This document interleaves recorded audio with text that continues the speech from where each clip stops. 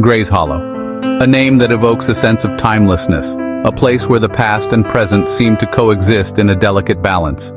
A town nestled deep in the mountains, hidden away from the clamor and chaos of the world. Life here moved slowly, almost as if time itself had decided to take a break. The hustle and bustle of modern life felt like a distant memory, replaced by the gentle ebb and flow of nature's rhythms.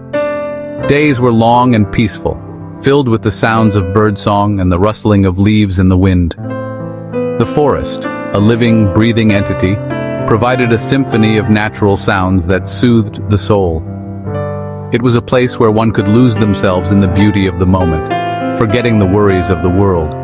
The townsfolk, hardened by generations of harsh winters and scorching summers, were a stoic bunch. Their faces, etched with lines of experience, told stories of resilience and endurance. They were a community bound by shared hardships and simple joys, finding strength in their unity. They kept to themselves, their lives intertwined with the rhythms of nature. Each day was a testament to their ability to adapt and thrive in an environment that demanded respect and understanding. Their daily routines, though simple, were imbued with a sense of purpose and fulfillment. Jenna Whitaker, born and raised in Gray's Hollow, always found solace in its familiar embrace. The town was more than just a place to live. It was a part of her identity, a constant in an ever-changing world. She knew every nook and cranny, every hidden path and secret spot.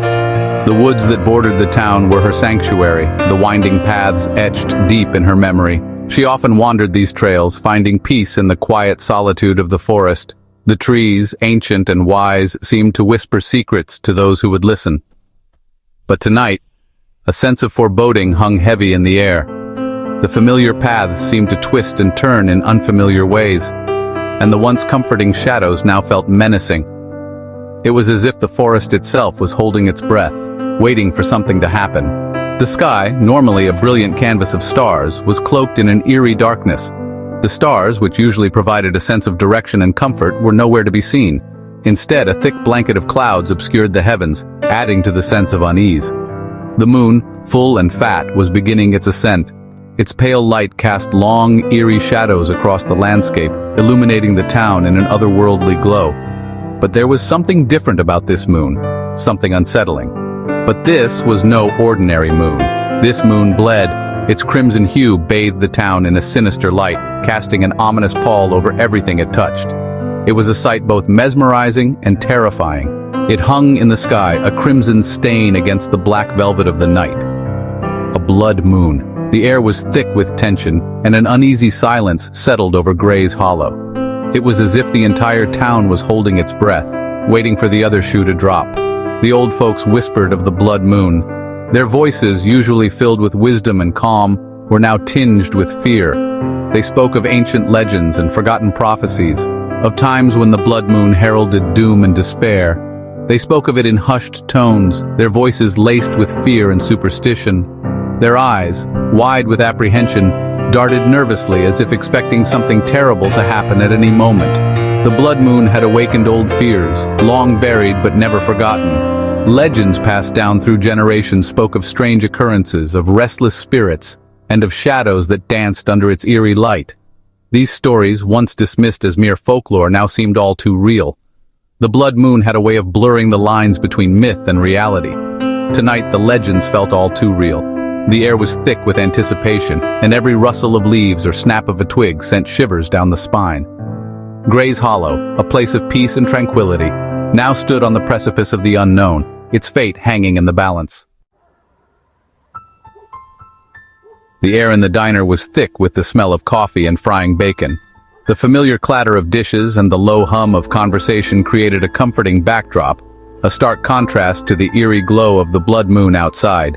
It was a Tuesday like any other, except for the blood moon looming outside. The celestial event had cast an unsettling red hue over Gray's Hollow, making the ordinary seem extraordinary and the mundane feel ominous. Jenna sat at the counter, sipping her coffee and trying to ignore the knot of unease twisting in her gut. She had heard the old stories about the blood moon, tales whispered in hushed tones by the older folks in town, but she had always dismissed them as mere superstition. Old Man Jennings, his face a roadmap of wrinkles and time, shuffled in and took his usual seat at the end of the counter. His presence was a constant in the diner, a living relic of the town's history. He was a fixture in Gray's Hollow, a living, breathing link to its past. The stories he carried were woven into the very fabric of the town, tales of hardship, resilience, and the occasional brush with the supernatural. His eyes, cloudy with age, seemed to hold ancient secrets. They were eyes that had seen too much, eyes that had witnessed the passage of time and the unfolding of countless stories. "Blood moon rising," he rasped, his voice barely a whisper. The words seemed to hang in the air, heavy with foreboding. Martha, the diner owner, shot him a warning glance. She had heard his tales before and knew the effect they could have on the more impressionable patrons. "Now, Jebediah, you know better than to go scaring folks with those old wives' tales." Her voice was firm, but there was an undercurrent of concern. She respected Jennings, but she also knew the power of his words. But Jennings ignored her, his gaze fixed on Jenna. There was something in his eyes, a sense of urgency that made her heart race. "Blood moon rises," he repeated, his voice stronger this time. The intensity in his tone was impossible to ignore. "Bad things happen under the blood moon." The words sent a chill through the diner, silencing the low murmur of conversation. Jenna tried to smile, to brush it off. She didn't want to believe in the old man's tales, but the conviction in his voice made it difficult to dismiss them entirely. But the old man's words, spoken with such conviction, sent a shiver crawling down her spine. She could feel the weight of his gaze, the intensity of his belief pressing down on her. "Just stories, Jenna," Martha said, her voice a comforting presence. She placed a reassuring hand on Jenna's shoulder, trying to dispel the unease that had settled over the young woman. "Don't you go filling your head with nonsense." Martha's words were meant to be soothing, but they did little to ease the tension in the room. Jenna nodded, forcing a smile. She wanted to believe Martha, to dismiss the old man's words as mere superstition. But the fear in her heart was real, and it was growing with each passing moment. But as she looked out the window at the blood moon, a cold dread settled over her. The sight of the crimson orb hanging in the sky filled her with an inexplicable sense of foreboding. Old Man Jennings's words echoed in her ears.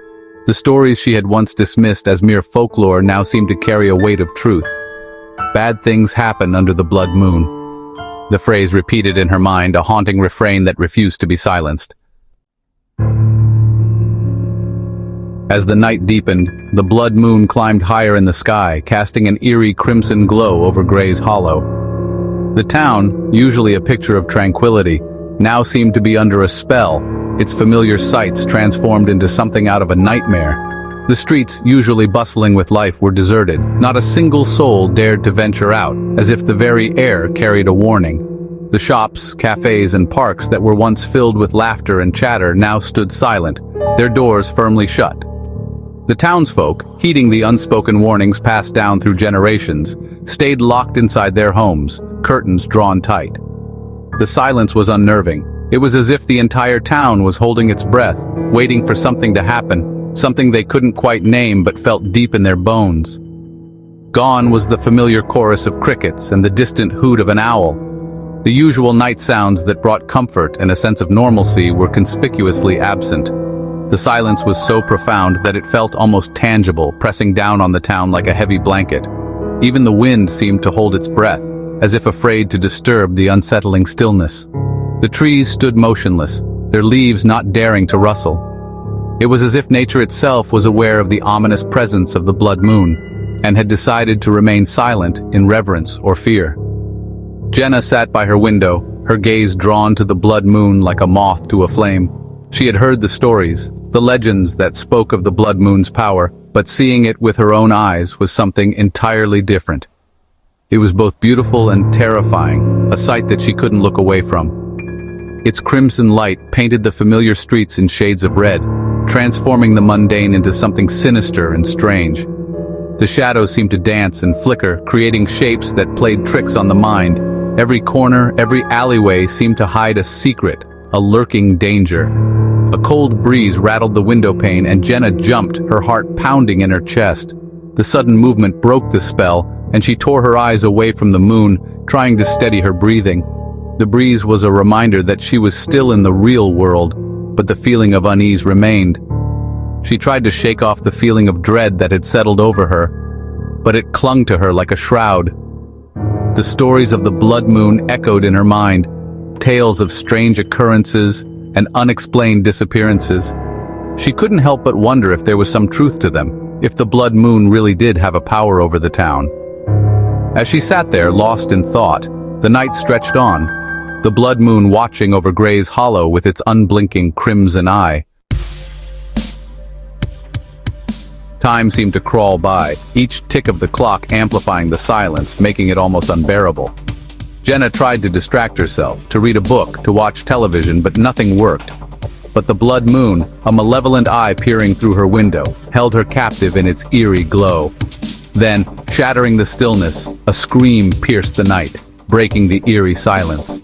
It was a raw, primal sound, filled with terror and pain, echoing through the night. It sliced through the silence, echoing through the empty streets of Gray's Hollow. Jenna's blood ran cold with fear. She rushed to the window, her heart pounding in her chest, almost ready to burst. The scream had come from the woods, from the direction of her sanctuary, the paths she knew like the back of her hand. For a moment she hesitated, fear gripping her heart. The old superstitions, the warnings whispered by the firelight, flooded her mind, making her pause. But the scream, so filled with anguish, spurred her into action. Someone was in trouble. She couldn't ignore that. Not tonight, not under the blood moon, not when someone needed her.